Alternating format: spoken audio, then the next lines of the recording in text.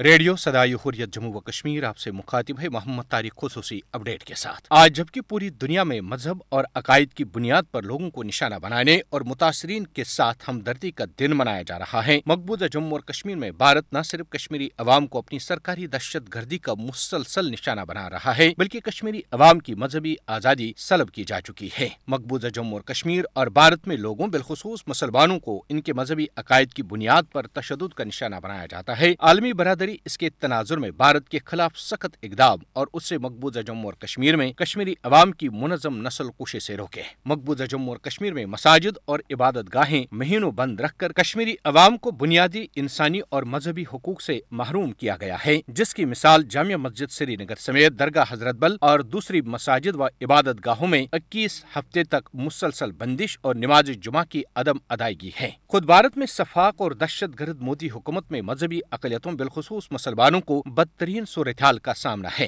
گاؤ ماتا کے نام پر بھارتی مسلمانوں کا قتل اور تشدد کا نشانہ بنانا مہذب دنیا کے لیے چشم کشا ہے اور 2002 میں گجرات میں مودی کی وزارت اعلیٰ کے دوران مسلمانوں کی نسل کشی تشدد کی عملی تصویر ہے۔ RSS اور BJP مسلمانوں اور دوسری اقلیتوں کے خلاف نفرت پر مبنی مہم کو بطور ہتھیار استعمال کرتی ہے، جس کا نتیجہ یہ نکلا کہ آج پورے بھارت میں اسلامو فوبیا کی لہر عروج پر ہے۔ رواں برس فروری کے آخری ہفتے میں دہلی مسلم کش فسادات۔ بھارتی سپریم کورٹ کا بابری مسجد کی جگہ رام مندر کی تعمیر کے احکامات اس بات کا ثبوت ہیں کہ بھارت میں مسلمانوں کے لیے اب رہنے کی جگہ نہیں، جس کا اعتراف اب خود بھارتی بھی کرنے لگے ہیں۔ بھارت میں شہریت ترمیمی بل اور دوسرے قوانین نسل کشی کی شروعات ہیں۔ عالمی برادری پہلے ہی خبردار کر چکی ہے کہ بھارت اقلیتوں کے لیے ایک خطرناک ملک ہے، لہٰذا عالمی برادری فسطائی مودی حکومت کی جانب سے کشمیری عوام اور بھارتی اقلیتوں کے خلاف جرائم پر اسے لگام دے۔ خصوصی اپڈیٹ ختم ہوا۔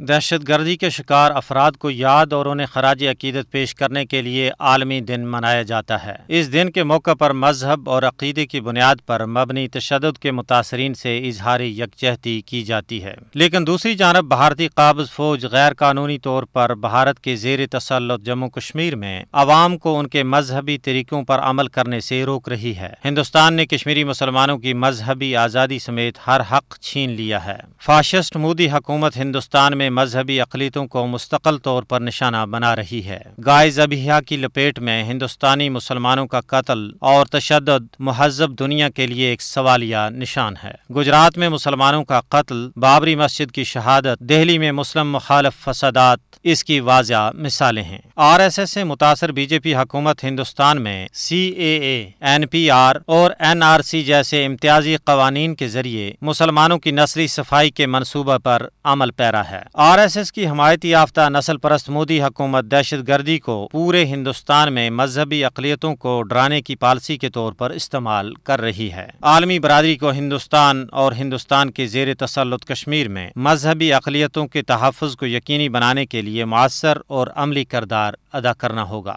عالمی برادری کو پہلے ہی ہندوستان اور کشمیر میں مسلمانوں کی نسل کشی کے بارے میں خبردار کیا جا چکا ہے۔